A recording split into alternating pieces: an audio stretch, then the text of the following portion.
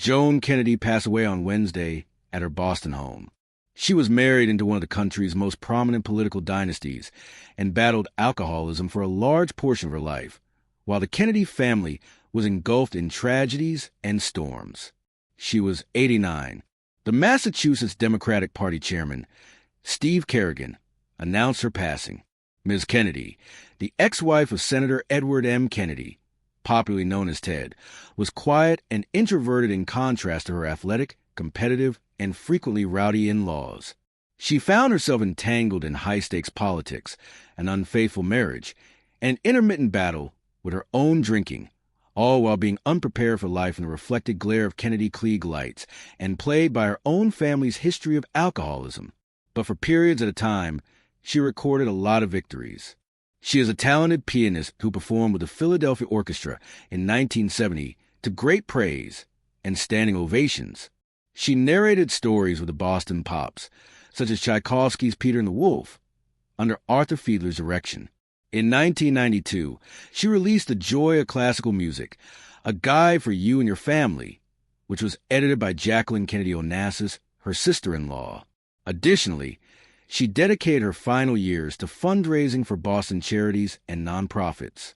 However, politics and the Kennedy family business never piqued her attention. In 1962, when she was 27 and her husband was just 30, she was introduced to it when he ran for and won a special Senate election.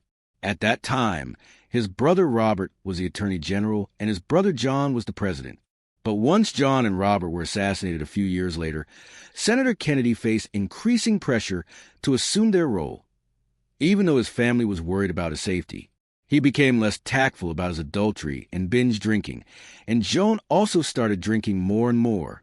She supported her husband through a lot of drama, most notably when he murdered his passenger, Mary Jo Kopech, a 28-year-old former secretary to Robert F. Kennedy when he was a senator from New York in 1969, when he drove off a one-lane bridge at Chappaquiddick, Massachusetts.